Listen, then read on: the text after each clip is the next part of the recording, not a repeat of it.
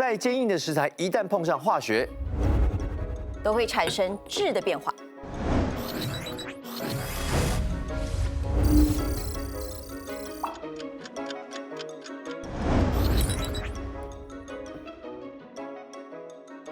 这就是科学。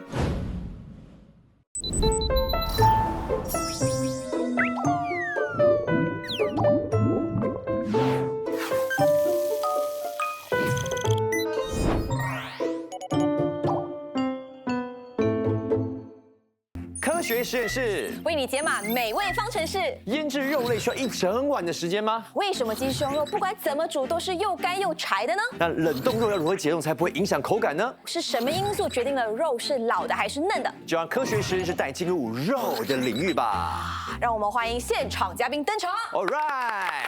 首先第一位呢，就是来自淡马锡理工学院应用科学院食品营养与烹饪科学系讲师郭任老师。欢迎，同时欢迎不管任何料理都难不倒他的张耀祥师傅，帅欢迎祥。谢祥，以及我们的本地名嘴亮哥郭亮。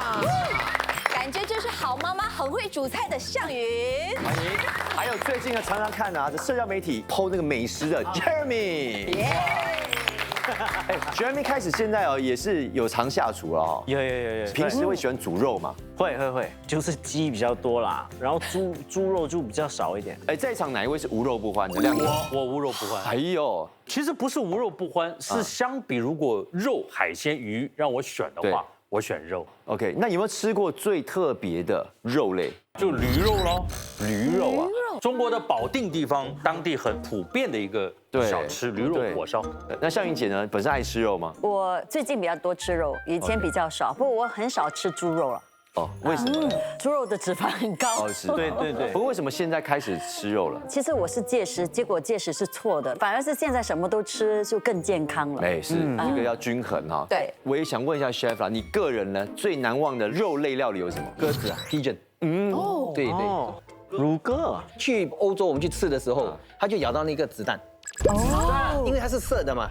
小的吧，小粒的，对，铅蛋，对，因为它是 wild pigeon， 这个蛮有趣的经验。今天有乳鸽吗？今天直接请 chef 来说好不好？来。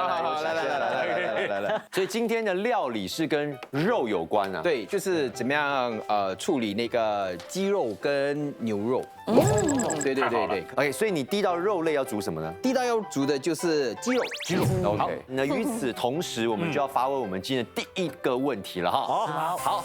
腌制肉呢，其实是能够提升肉的口感跟味道。以下哪一个腌制的方式能够让鸡胸肉更多汁嫩滑的 ？A. 抹盐腌制45分钟，还是 B. 以盐水 OK 腌制45分钟 ？C. 抹糖腌制45分钟，请作答。我没听过用糖来鸡胸肉，这个太明显了嘛，放盐太简单了。请看答案，向云姐跟亮哥都是 A 啊，抹盐。Jeremy 是抹糖。鸡的嘞，他一直煮鸡胸的，他胸肌厉害。因为有一个推理，就是很多时候你抹盐的话，你会把那个水逼出来。我还想，你要它多汁，你干嘛把那些水逼出来呢？就变成它不是会变得更干？我真的没有看过大厨们放糖啦，放糖比较少。我每次看他们都是抹盐。OK， 我自己就是这样腌的。OK， 好，然后煎一下。OK， 所以这个答案到底是什么呢？马上来揭晓，好不好？好，来，郭老师。我们以为是一道很简单的送分题，没想到居然没有人答对。放盐水。正确答案是 B。但那不是糊吗？那个鸡肉。刚才 Jeremy 已经给你的答案了嘛？你放盐的话，它就把那个水逼出来，对。可是如果你放进盐水，像我现在在做的这样其实它是水分进去嘛，所以它还是很又有味道，又有味道，又很有 moisture。盐水它首先有盐，然后有水，对不对？这两样东西都有用。那么盐的作用是什么？除了提味之外，盐进入到肉里面，会让肉的蛋白质变性。你就想象，本来它是不怎么吸水的肉。但是由于有盐呢，它可以吸收更多的水，所以这是盐的一个作用了。第二个作用就是水的作用就像 chef 讲的，外面的水呢可以进一步的进去给它补一点水所以 A 呢，它其实盐刚开始如果你放上去，它水会出来，但你放久了一点呢，其实那个水会慢慢又吸回去但是它的效果呢，可能没有 B 好。B 呢，它还有额外有水的作用。面膜也一样道理，不可以放太久，会反吸的。所以咯，面膜干了就撕掉，对啊。好，现在一讲都懂。是，好，我们来看一下更深入的一个解说哈，来，请看。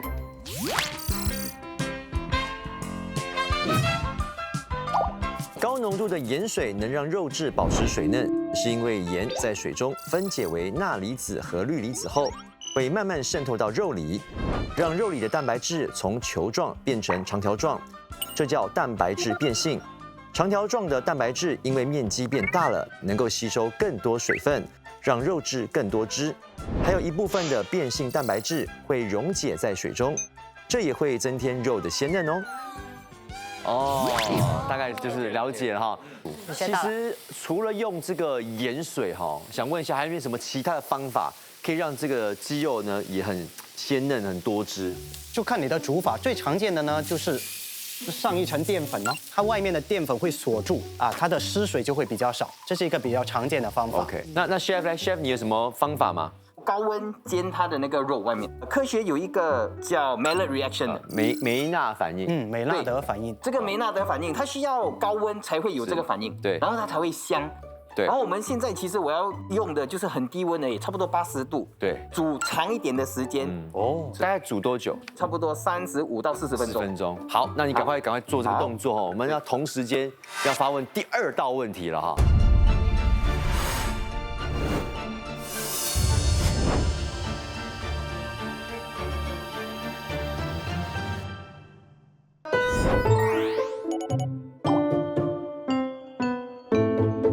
要发问第2道问题了哈。第2道问题呢，想要问我们现场的嘉宾，如果你想要进一步的锁住这个鸡胸肉的水分的话，在煮好装碟了之后呢，重要的步骤是什么 ？A. 用叉子轻拍它2下 ；B. 再搁置3分钟，或者是 C. 立刻切开。我跟你讲，我放 A 拍2下，全新加坡的观众都会打我。这样的话，你要保持水分，把它切开，不用啦。现在的问题是你马上切开，它的水分就会流失。我所以说，保持水分，你要把它切开，不是很错吗？那这样讲的话，除了 B 还会有什么呢？亮哥，你看向云姐很果断的。对啊，他知道啊，他每次做烹饪节目，这道题他了解，我不知道啊。对，亮哥，你选什么？我跟你。那这样，你写我肯定写跟你不一样。我选 B。你选 B 对不对？亮哥选 A 啊。那我选 A。好。哇。OK， 向云姐是说再搁置3分钟啊？为什么？我好像听 Chef 香以前说过的。那个热度哈，就让它 set 在那边，就让它稳住。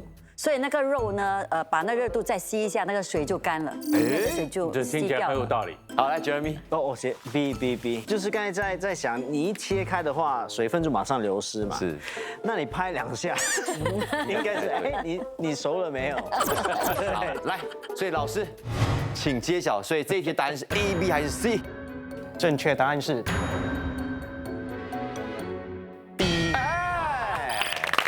再搁置3分钟，亮哥，可惜你牺牲了自己，因为你让他。我们请老师来解释一下啦，为什么是搁置3分钟哈？因为刚刚煮好的肉呢，它温度是肯定会比较高的，对不对？如果你马上切开呢，那么水肯定会被马上就蒸发掉。那如果你等3分钟，第一它温度降下来之后，水就蒸发会比较慢。对。第二呢，你也给时间，让本来有一点出来的水呢，慢慢又吸回去。OK， 那其实说到肉啊，我们也常说没有分嘛，红肉啊，白肉啊，鸭肉你们觉得红还是白？红肉。红，亮哥，红肉吗？红肉 ，Jeremy， 红。好，老师，鸭肉是红还是白？鸭肉是白。鸭跟鸡肉都是白肉。猪肉呢？猪肉是红肉。哦，对。我会做羊肉也是红肉。对。那么为什么呢？这个当然很多人就会看颜色嘛。对，看颜色。对。但从营养学和科学的角度来讲呢，是看它肉里面有一个东西叫做肌红蛋白 （myoglobin）， 就是让肉有红色的化学物质。所以它肌红蛋白高过一定的数量，我们就叫它红肉。所以牛肉跟羊肉还有猪肉，它的肌红蛋白都是比较高的，而鸡肉、鸭肉和鱼肉都是比较低的。比如三文鱼看着是红红的、橙色的，对不对？对，它是红肉还是白肉？鱼应该都是白肉。对啊，鱼就我以为鱼是白肉。全是白肉的。你们都是很好的学生，刚刚有听课。对鱼肉都是白白肉肉，所以三文鱼既然是鱼对，它也是白肉。白肉那它所以呢红呢？它红是怎么来的，对不对？就证明不是肌红蛋白了。它大部分是因为它吃一种虾，虾有一种叫虾红素。所以三文鱼吃了虾红素，自己就变成红红的橙色了。原来是这样子，所以对这个红肉白肉都了解了哈。了解完之后就要吃肉了。好，香香的这个慢煮鸡胸肉，我们开动吧！来，这个厉害，好它上面那个好像泥土的是香菇泥哦，所以它会增添那个味道。很嫩呢。很香，又香又嫩，香嫩。真的，这是我吃到最嫩的鸡肉了。我有蛮长一段时间一直吃鸡胸肉，我觉得在盐水里面还是有道理。对，还是有的哈。那这道菜也是相当不错哈。对，所以我们现在也要准备第二道第二道菜料理是什么呢？第二道料理就是煮牛肉，太好了，太好了。OK， 所以用的是哪一个部位？就是我们的那个牛的脸颊。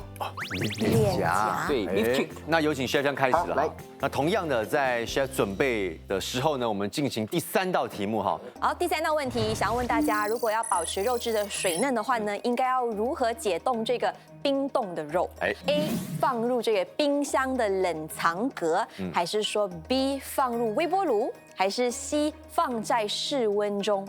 答案是可能超过一个，可能。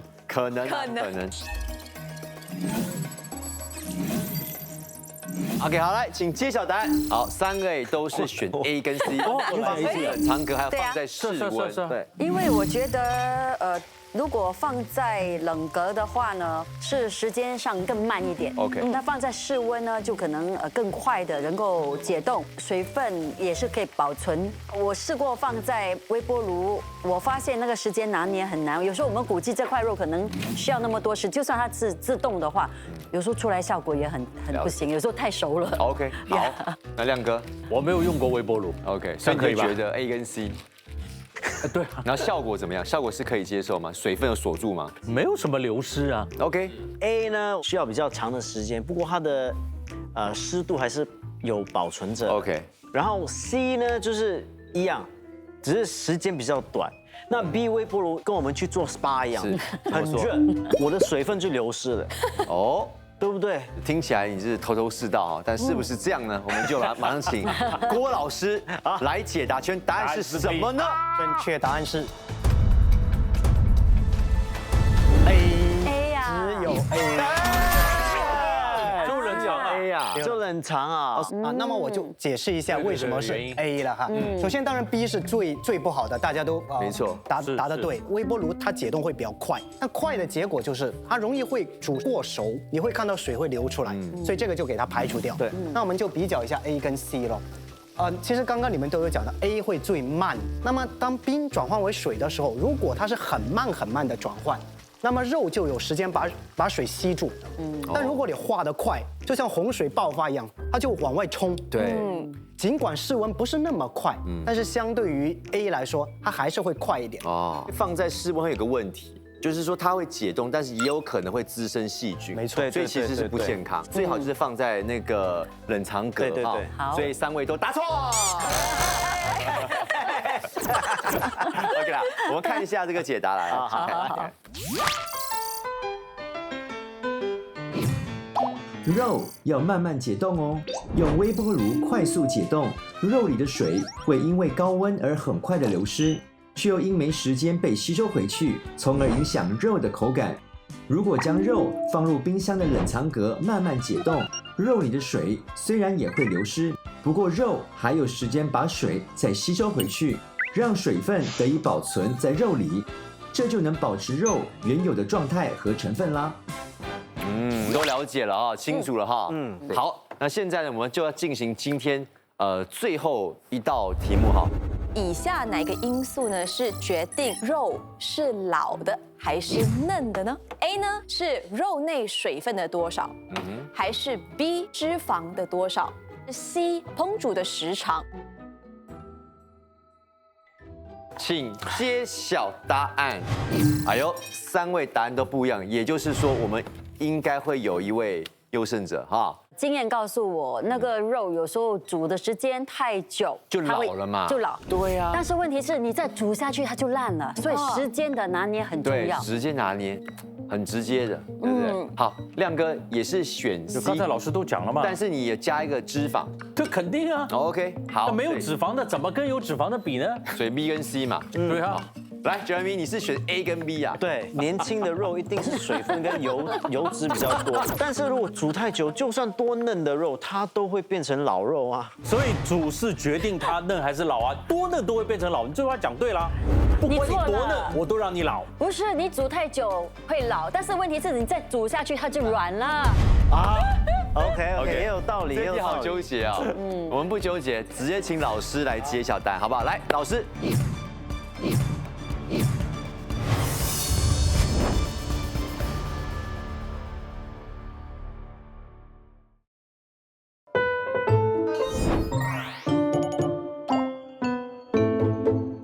以下哪个因素呢是决定肉是老的还是嫩的呢？老师，请解答。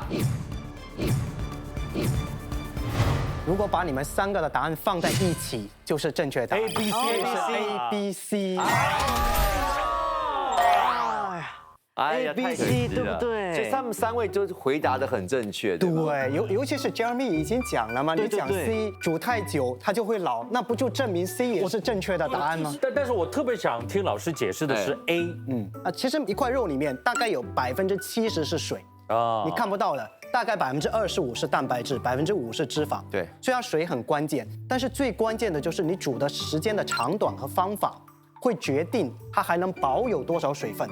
煮的过程大部分时候都是流失水分的，但如果你在外面给它包裹一层淀粉啊，或者控制它的时间呢，它水分流失会减少。哎，太可惜了。这个时候我们不要纠结，我们来吃一下 Chef。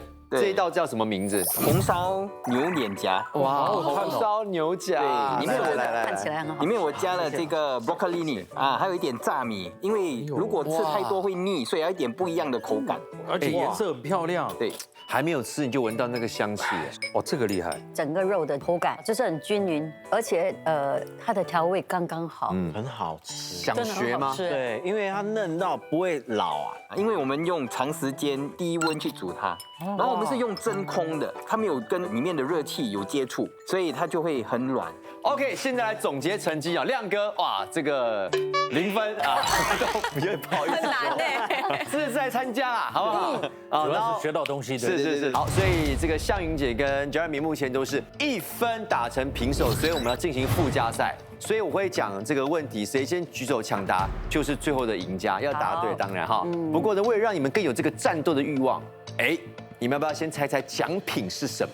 我希望是这个炉嘞，一个炉啊，一个炉，有可能都赛差不多。我们请6月直接先揭晓，来看看是什么，好不好？我觉得应该是和牛啊。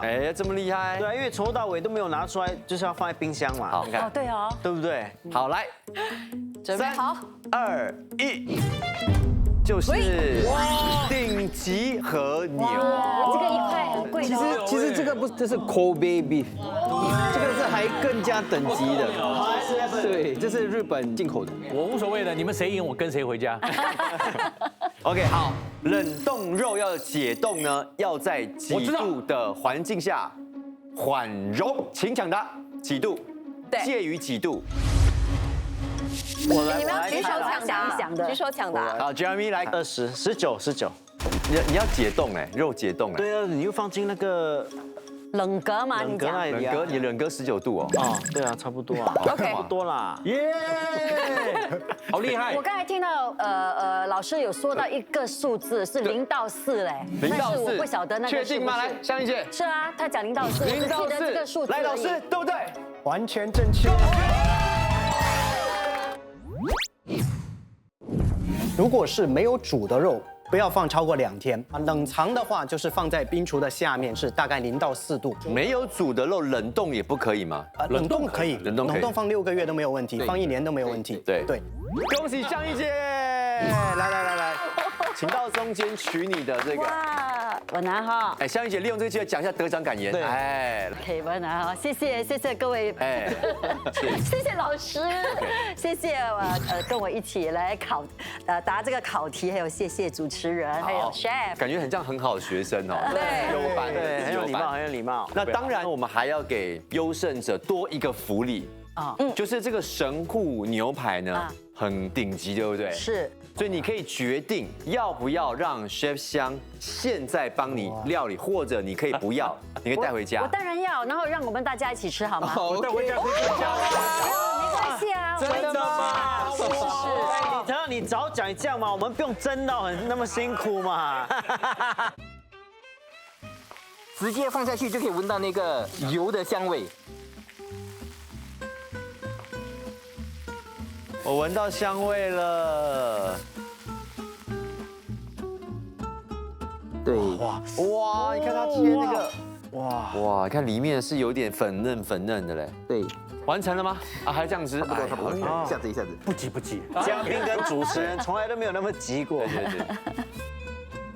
谢谢香云姐。皆大欢喜，皆大欢喜。谢谢大家把机会留给我。你咬下去，它的那个 fat 是蒸出来的。它几乎颠覆一般牛肉的口感了。好像玻璃的感觉那种。哇，那个油脂搭配上外层有点焦香，哇，香菇包也是你特制的啊？对啊，哇，好香，好吃哦，它里面的那个味道，好吃，很好吃哎，真的可以哈，你们3位真的是赚到哎，赚到，吃到这么好吃的3道料理，哇，是。所以希望观众朋友们也是透过这个科学实验室呢，能够了解更多烹调肉类的美味方程式。没有错。那如果你想要知道更多关于我们美食背后的科学原理的话呢，记得要锁定我们下期的节目。是，再次谢谢香香带来好吃的料理，还有郭老师，谢谢，谢谢亮哥，谢谢香云姐，谢谢 Jeremy 哥哥。我最后还表演一个才艺啊，没有啊？嘿，这个骨头对不对？对，看到没有？轻轻松松，有没有？有没有？啊，老师为什么会这样？我知道泡醋。对，厉害，亮哥真的嘞，这是什么原理啊？就是醋它会把骨头主要是钙嘛，对你醋酸它会溶解其中的钙，它就会变软。所以常吃醋的人牙不好。是，会腐蚀一下钙啊。